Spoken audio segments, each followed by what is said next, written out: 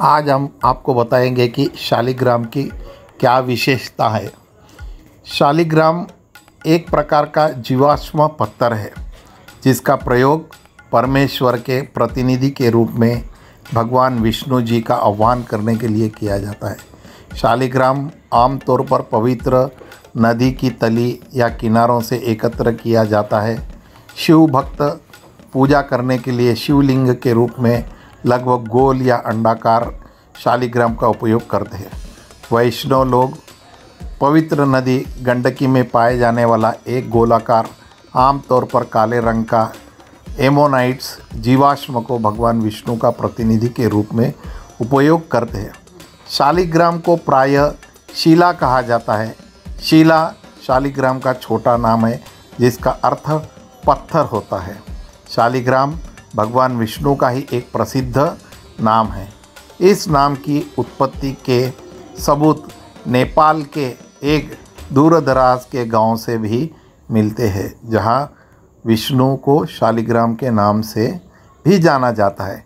हिंदू धर्म में शालिग्राम को सालग्राम के रूप में भी जाना जाता है।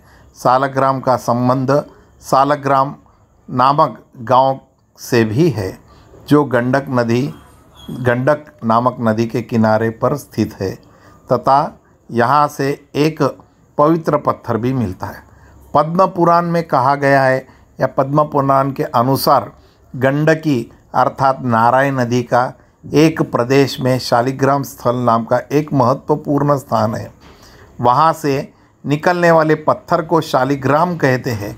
शालिग्राम शिला के स्पर्श मात्र से करोड़ों जन्म का पाप नाश होता है। फिर यदि उसका पूजन किया जाए तब तो उसका फल के विषय में कहना ही क्या है, वह भगवान के समीप पहुंचाने वाला है।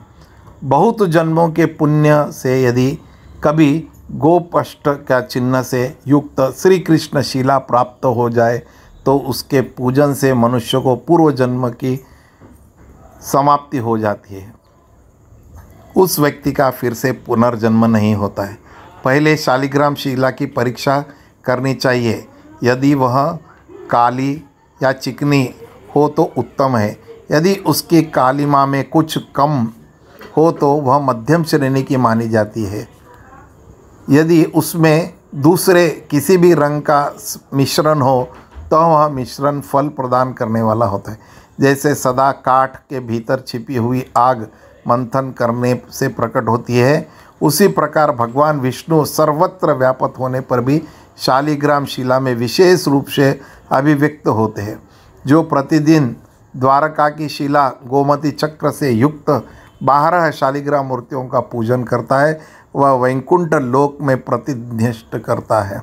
जो मनुष्य शालिग्राम शिला के भीतर गुफा में का दर्शन करता है, उसके पितर तृप्त होकर कल्प के अंत तक स्वर्ग में निवास करते। वहाँ द्वारकापुरी की शिला अर्थात गोमती चक्र रहता है, वह स्थान वैकुंठ लोक माना जाता है। वहाँ मृत्यु को भी प्राप्त हुआ मनुष्य विष्णु धाम को जाता है। जो शालिग्राम शिला की कीमत लगाता है, जो बेचता है, जो विक्रय का अनुमोदन करता है तथा जो उसकी परीक्षा करके मूल्य का समर्थन करता है, वे सब नरक में पड़ते। इसलिए शालिग्राम शिला और गोमती चक्र की खरीदारी बिक्री देना छोड़ देना चाहिए। शालिग्राम स्थल से प्रकट हुए भगवान शालिग्राम और द्वारका में प्रकट हुए गोमती चक्र, इन दोनों देवताओं को जहाँ जहाँ समागम होता है वहाँ मोक्ष मिलने में तनिक भी संदेह नहीं होता है। द्वारका में प्रकट हुए गोमती चक्र से युक्त अनेक चक्रों से चिन्हित तथा चक्रासन शिला के समान आकार वाले भगवान शालिग्राम साक्षात चित्त रूपी निरंजन परमात्मा ही है। ओमकार रूप तथा नित्यानंद स्वरूप शालिग्राम को नमस्कार है। शालिग्राम स्वरूप जिस शालिग्राम शिला में द्वार स्थान पर परस्पर सटे हुए 2 चक्र हो, जो शुक्ल वर्ण की रेखा से अंकित और शोभा संपन्न दिखाई देते हैं, उसे भगवान श्री गदाधर का स्वरूप माना जाता है। संकर्षक मूर्ति में 2 सटे हुए चक्र होते हैं, लाल रेखा होती है और उसका पूर्व भाव छोटा मोटा होता है। पद्युम्न के स्वरूप में कुछ कुछ पीलापन होता है और उसमें चक्र का चिन्ह सूक्ष्म होता है। अनिरुद्ध की मूर्ति में गोल होती है, उसके भीतर भाग को गहरा और चौड़ा छेद होता है। इसके सिवा वह द्वार भाग में नील वर्ण और 3 रेखाएं युक्त भी होती है। भगवान नारायण श्याम वर्ण के होते हैं।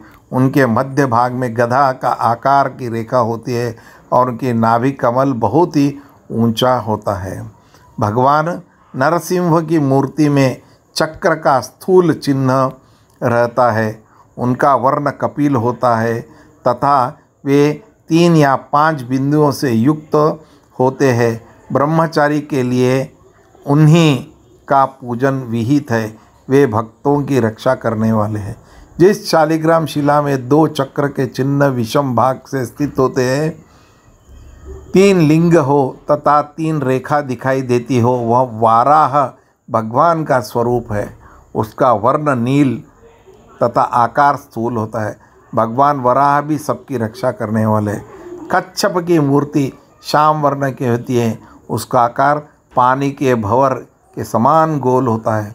उसमें यंत्र तंत्र बिंदुओं के चिन्ह देखे जाते हैं तथा उसका पृष्ठभाग श्वेत रंग का होता है। श्रीधर की मूर्ति में 5 रेखाएं होती है। वनमाली के स्वरूप में गधा का चिन्ह होता है। गोल आकृति, मध्य भाग में चक्र का चिन्ह तथा नील वर्ण, यह वामन मूर्ति की पहचान है, जिसमें नाना प्रकार के अनेक मूर्तियां तथा सर्प शरीर के चिन्ह होते हैं। वह भगवान अनंत का प्रतिमा होती है। दामोदर की मूर्ति स्थूलाकार एवं नील वर्ण की होती है। उसके मध्य भाग में चक्र का चिन्ह होता है। भगवान दामोदर नील चिन्ह से युक्त होकर संकर्षण के द्वारा जगत की रक्षा करते हैं। जिसका वर्ण लाल है तथा लंबी लंबी रेखा, छिद्र, एक छिद्र और कमल आदि से युक्त स्थूल होते हैं, उस शालिग्राम को ब्रह्म मूर्ति समझना चाहिए। जिसमें वृहद चिन्ह स्थूल चक्र का चिन्ह होता है और कृष्ण वर्ण हो, वह श्री कृष्ण का स्वरूप है। वह बिंदु युक्त और बिंदु शून्य दोनों ही प्रकार के देखे जा सकते हैं। हयग्रीव मूर्ति अंकुश के समान आकार वाली और 5 रेखाओं से युक्त होती है। भगवान वैकुंठ कौस्तुभ मणि धारण किए रहते हैं। उनकी मूर्ति बड़ी निर्मल दिखाई देती है। वह एक चक्र से चिन्हित और श्याम वर्ण की होते हैं। मत्स्य भगवान की मूर्ति बृहद कमल के आकार की होती है। उसका रंग श्वेत होता है तथा उसमें हार की रेखा देखी जा सकती है।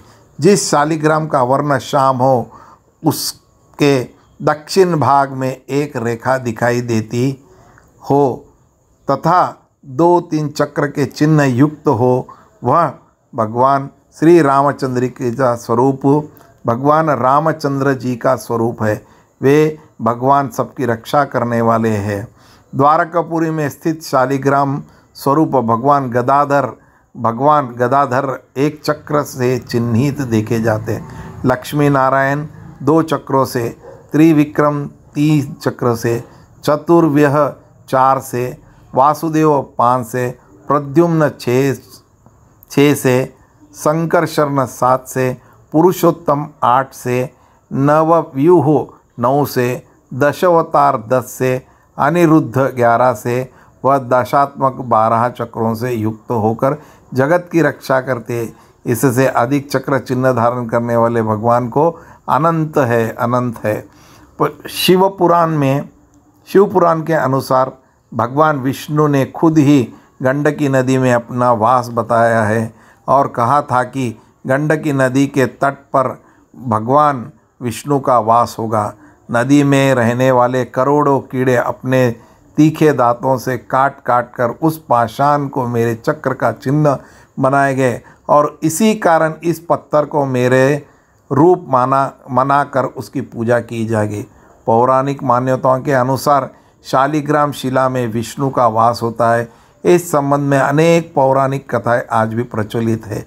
इन्हीं कथाओं में से एक के अनुसार जब भगवान शिव जलांधर नामक असुर से युद्ध नहीं जीत पा रहे थे, तब भगवान विष्णु ने उनकी मदद की थी। कथाओं में कहा गया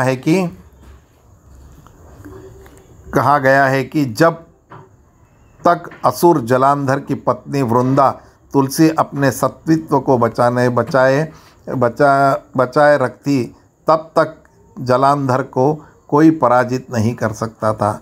ऐसे में भगवान विष्णु ने जालंधर का रूप धारण करके वृंदा से सतीत्व को नष्ट करने में सफल हो गए। जब वृंदा को इस बात का एहसास हुआ, तब तक काफ़ी देर हो चुकी थी। उसने दुखी वृंदा से भगवान विष्णु को कीड़े मकोड़े से बनाकर जीवत्व व्यतीत करने का शाप दे डाला। फलस्वरूप कालांतर में शालिग्राम पत्थर का निर्माण हुआ, जो हिंदू धर्म के आराध्य है। पुरानी दंत कथाओं में के अनुसार मुक्ति क्षेत्र वह स्थान है जहाँ पर मोक्ष की प्राप्ति होती है। यहीं पर भगवान विष्णु शालिग्राम पत्थर में निवास करते हैं।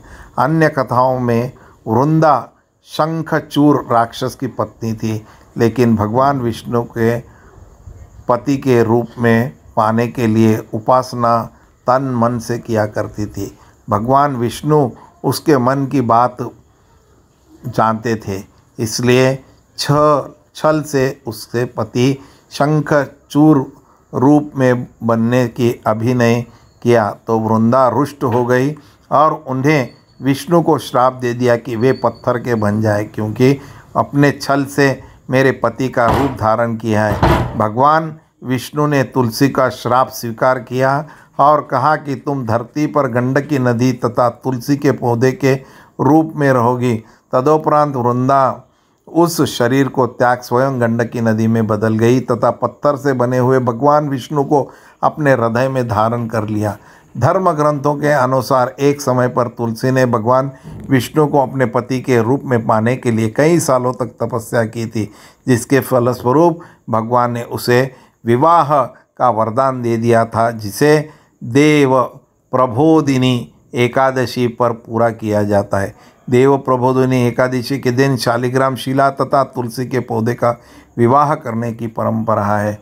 इसलिए शालिग्राम का इतना महत्व है और हिंदू धर्म में, सनातन धर्म में शालिग्राम को काफ़ी दृढ़ से और निष्ठा से, भक्ति से पूजा जाता है।